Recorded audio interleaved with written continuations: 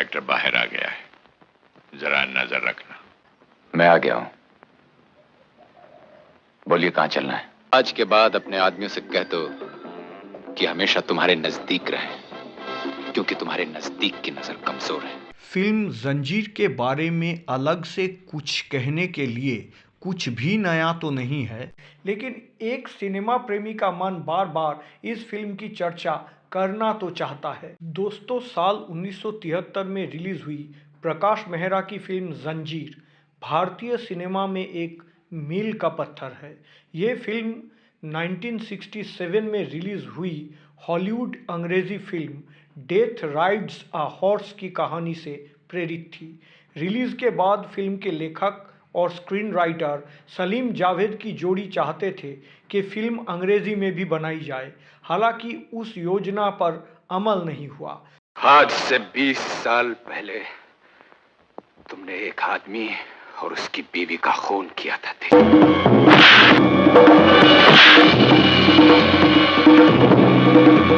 रंजीत और सुमित्रा का बेटा। इस फिल्म ने न केवल अमिताभ बच्चन की करियर की दिशा और दशा बदल दी, बल्कि पूरे भारतीय सिनेमा के लिए भी एक टर्निंग पॉइंट साबित हुई।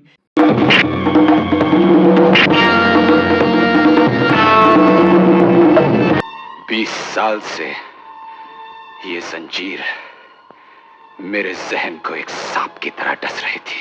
आप ये जानकर शायद हैरान हो जाएंगे कि सबसे पहले धर्मेंद्र ने फिल्म जंजीर की स्क्रिप्ट इसके लेखक सलीम जावेद से 17,500 रुपये में खरीदे थे।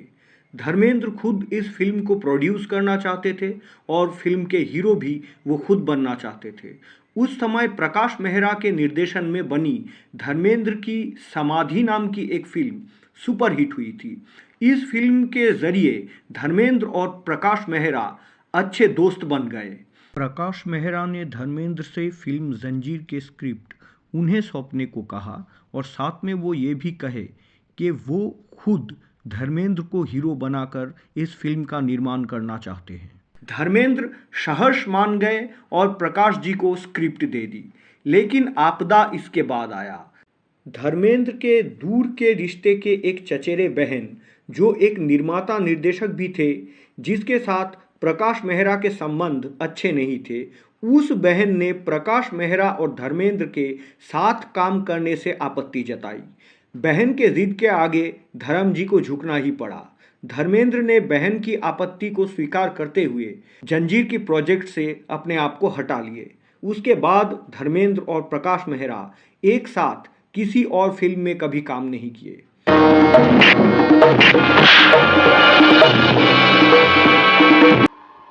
लेकिन अब मुझे सब कुछ याद आ गया है तेजा। धर्मेंद्र के मना करने के बाद इस फिल्म के हीरोइन जया भादुरी ने अमिताभ बच्चन को इस फिल्म की हीरो बनाने के पेशकश प्रकाश मेहरा जी से की, जिसे प्रकाश मेहरा साथों साथ ठुकरा दिए। फिर प्रकाश जी जंजीर के स्क्रिप्ट लेकर राजकुमार जी के पास गए। पूरी कहानी और स्क्रिप्ट सुनने के बाद राजकुमार प्रकाश मेहरा से पूछते हैं, आपका घर कहाँ है? प्रकाश जी ने उत्तर दिया, उत्तर प्रदेश के बिजनूर गांव में। तब राजकुमार ने कहा, इसलिए आपके सिर से बिजनूर के तेल के तेज गंध आ रही है, आप इस बार आ सकते हैं। जी साहब। ये शेर खां कौन है, जानते हो तुम? बड़ी कंप्लेंट्स हैं उसके नाम। कहाँ रहता है? वो साहब बादशाह गली में थे। बुला के लाओ। किसको साहब? शेर खां को और किसे? इसके बाद प्रकाश मेहरा ने ये स्क्रिप्ट लेकर जब राजेश खन्ना के पास गए तो राजेश खन्ना ने उनसे कहा, आपकी कहानी और स्क्रिप्ट तो बहुत अच्छी है मेहरा साहब, लेकिन मैं इतना जोखिम नहीं उठा सकता, क्योंकि मैंने अब तक दर्शकों के मन में अपने जो रोमांटिक इमेज या छवि प्रतिष्ठित की है, वो इस फिल्म के नायक होने पर बर्बाद भी हो सकती है। इसके बाद देवानंद को भी फिल्म जंजीर की कहानी और स्क्रिप्ट पसंद नहीं आई और वो भी ये फिल्म नहीं किए। देवानंद इस फिल्म को रिजेक्ट इसलिए किए थे कि इस फिल्म में हीरो के लिप में एक भी गाना नहीं था। मिस्टर विजय खन्ना। यस। हम एंटी करप्शन डिपार्टमेंट के आदमी। हाँ जी, कहिए क्या चाहते हैं आप लोग? हमें आपकी तलाशी लेनी। तलाशी?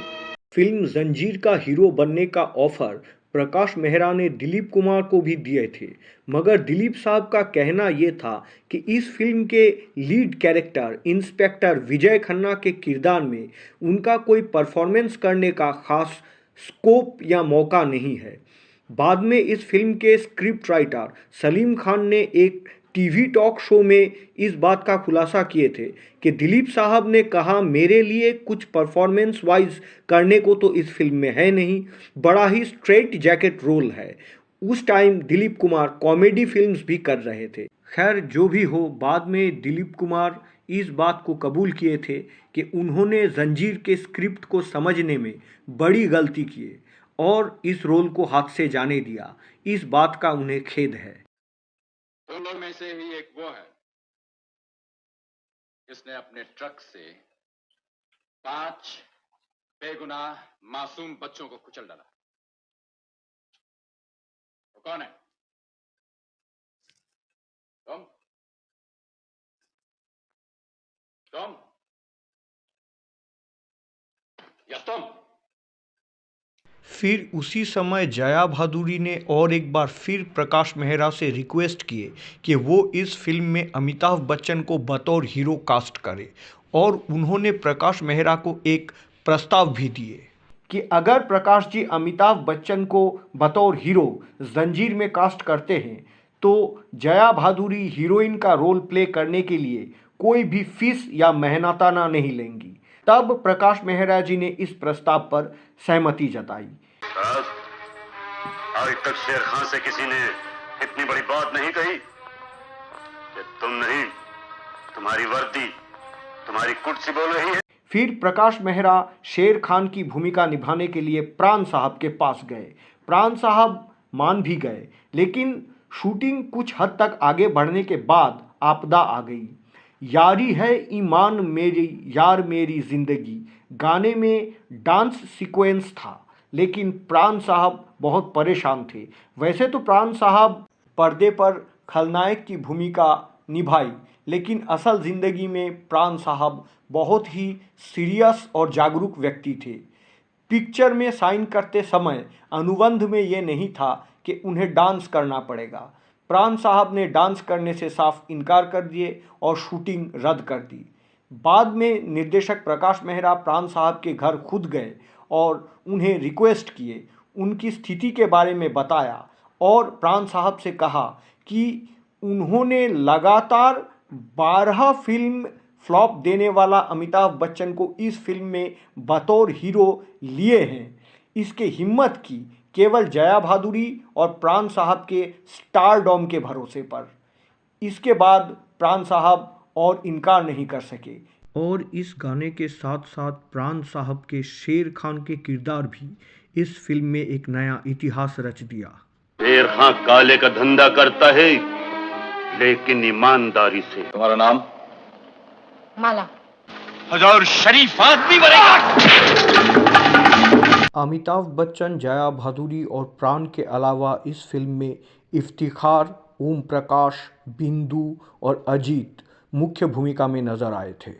फिल्म जंजीर की शूटिंग शुरू होने से पहले फिल्म के मुख्य खलनायक अजीत उस समय बॉम्बे के अंडरवर्ल्ड किंग हाजी मस्तान साहब से मिलना चाहते थे, ताकि वो हाजी साहब के रुख को समझ सके और उसके मुताबिक अपना एक्टिंग कर सके। फिर सलीम खान ने उन्हें बताया कि उन्होंने ये किरदार एक अंडरवर्ल्ड डॉन पर आधारित किया है, जिससे उनकी मुलाकात बम्बई में नहीं बल्कि उनके गृहनगर भोपाल में हुई थी। इसके बाद सलीम खान ने अजीत को भोपाल में उस आदमी से मिलवाने ले गए और अजीत ने फिल्म जंजीर में भोपाल के उस डॉन के मैनरिज्म को ही फॉलो किए। घंटी बजाओ और हवलदार को बुलाओ और कहो कि शेर खान को बंद कर दे। हवलदार, शेर खान को बाहर छोड़ दो। जरूरत नहीं। जंजीर रिलीज होने से पहले अमिताभ बच्चन की 12 में से 10 फिल्में फ्लॉप हो चुकी थी। ऋषिकेश मुखर्जी द्वारा निर्देशित आनंद ने कुछ अच्छा व्यवसाय किया। हालांकि अमिताभ ने इस फिल्म में अच्छा प्रदर्शन किया, लेकिन इस फिल्म की सफलता का पूरा श्रेय राजेश खन्ना को जाता है, जिन्होंने शीर्षक भूमिका निभाई थी। आनंद फिल्म में राजेश खन्ना ने जिस तरह अमिताभ को पछाड़े, वैसे ही बाद में अमिताभ बच्चन ने ऋषिकेश मुखर्जी के नमक हराम फिल्म में अपना मीठा बदला लिया था। हालांकि स्क्रीन दोनों दिग्गज कलाकारों के बीच समान रूप से साझा गया था। राजेश खन्ना अमिताभ बच्चन की उत्कृष्ट स्क्रीन प्रेजेंस और नए स्टाइल से हार गए। दरअसल दर्शकों को भी एक बदलाव या नवीनता चाहिए थी, जिसे अमिताभ ने उस समय शानदार तरीके से पूरा किया।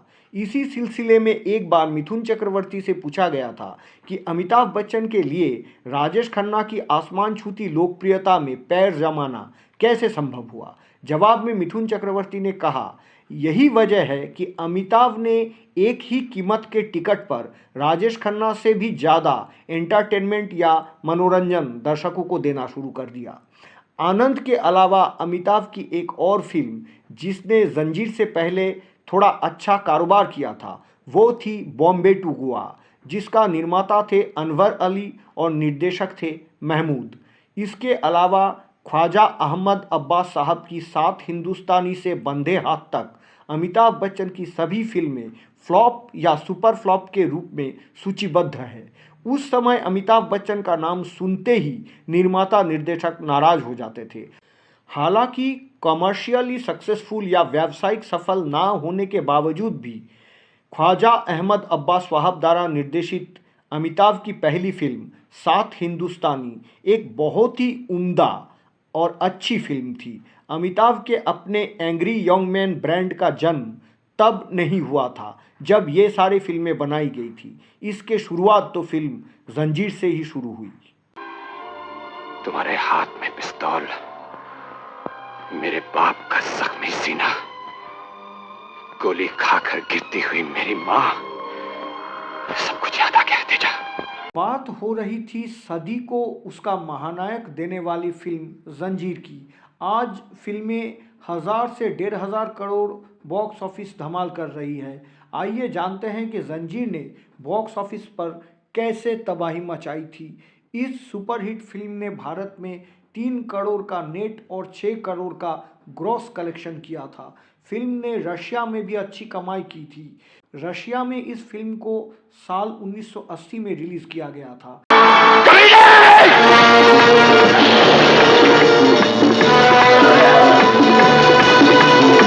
फिल्म जंजीर का वर्ल्ड वाइड ग्रॉस 17.64 करोड़ का ठहराता है।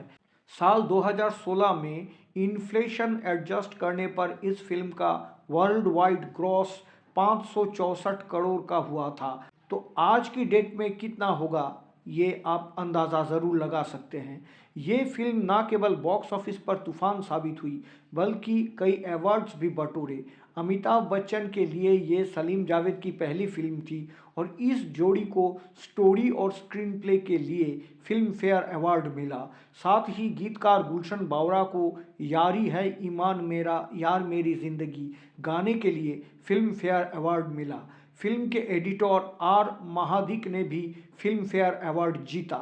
यूँ तो अमिताभ बच्चन और प्राण का अभिनय खूब सराहा गया, लेकिन ये दोनों कलाकार नॉमिनेट तो हुए पर फिल्म फेयर अवार्ड पुरस्कार नहीं जीत पाए और ना ही फिल्म को बेस्ट फिल्म का फिल्म फेयर अवार्ड मिला था। लेकिन इस फिल्म को दर्शकों के प्यार का जो पुरस्कार मिला, उससे बढ़कर कोई पुरस्कार नहीं हो सकता। मैं तुम्हें यहाँ चाकू छुरी तेज करने नहीं लाया, मैं तुम्हें यहाँ इसलिए लाया हूँ कि तुम कुछ सीखो, तुम्हारा दिमाग तेज हो। अब मैं तुम्हें नहीं छोड़ूंगा। 1973 की जंजीर का तमिल, तेलुगु और मलयालम भाषाओं में भी रीमेक बना था। निर्माता निर्देशक राम गोपाल वर्मा ने भी इस फिल्म का रीमेक बनाए थे।